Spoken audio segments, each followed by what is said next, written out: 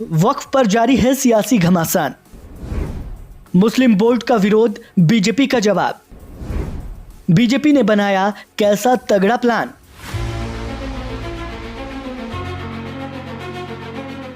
केंद्र की मोदी सरकार ने वक्फ कानून में कड़े बदलाव करते हुए देश का सियासी पारा बढ़ा दिया है। विपक्षी पार्टियों के साथ साथ मुस्लिम बोर्ड ने भी सरकार के खिलाफ मोर्चा खोल दिया है। मुस्लिम बोर्ड ने वक्फ बचाओ अभियान की शुरुआत की है और इसके जरिए सरकार को घेरने का प्लान तैयार किया जा रहा है। लेकिन बीजेपी ने अब एक ऐसा दांव चला है जिसके बाद विपक्षी पार्टियों के साथ साथ वक्फ कानून का विरोध कर रहे all India Muslim personal law board को बड़ा झटका लगा है। बीजेपी ने क्या प्लान तैयार किया है और इसके जरिए वो क्या करने जा रही है, चलिए जानते हैं।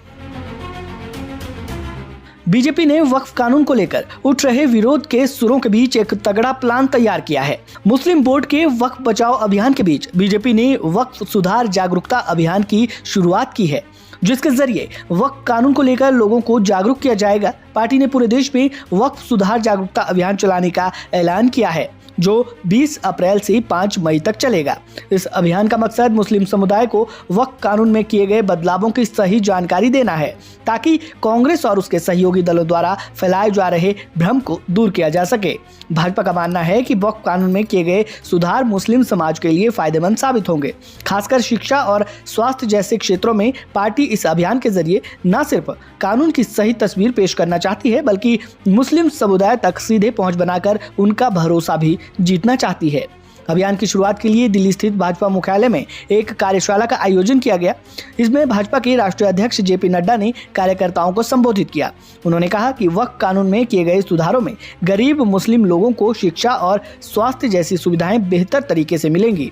जेपी नड्डा ने कांग्रेस और उसके सहयोगियों पर आरोप लगाया कि वे मुस्लिम समुदाय को गुमराह कर रहे हैं और तुष्टीकरण की राजनीति कर रहे हैं।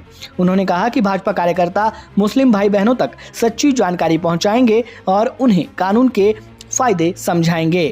एक और जहां वक्फ कानून के विरोध में all India Muslim personal law board ने वक्फ बचाओ अभियान की शुरुआत की है, तो वहीं दूसरी ओर महिला मुस्लिम पर्सनल लॉ बोर्ड की अध्यक्ष शाइस्ता अंबर ने इस कानून का समर्थन किया है। न सिर्फ समर्थन किया है, बल्कि मोदी सरकार की तारीफ भी की है। क्या कुछ कहा, जाते जाते वो भी सुनिए।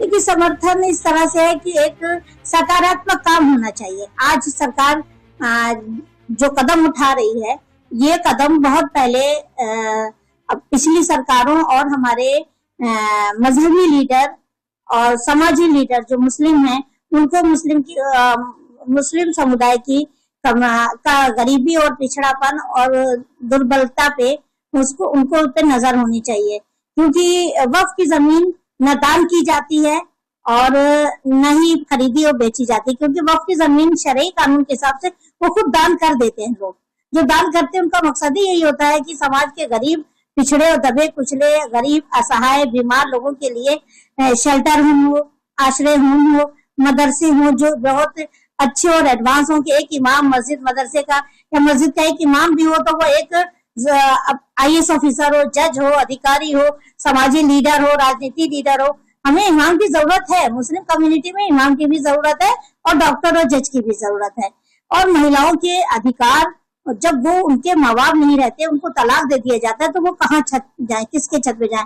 क्या भाई के परिवार के पास जाकर के बैठ जाए, भाई अपने परिवार को पाले कि तलाकशुदा बहन का जीवन गुजारा करे? तो इसलिए वक्फ की जमीन का यही मकसद है कि मुस्लिम कम्युनिटी के गरीब और असहाय और बेसहारा लोग, बीमार लोग, उनके लिए हॉस्पिटल हो, एजुकेशन सेंटर हो, शेल्टर होम हो, कारखाने हो, ताकि वो सामाजिक और आर्थिक स्थिति में बेहतर हो जाए और वो देश का, मुस्लिम समुदाय का, खानदान का, अपने परिवार का खुशहाल जिंदगी जी सके।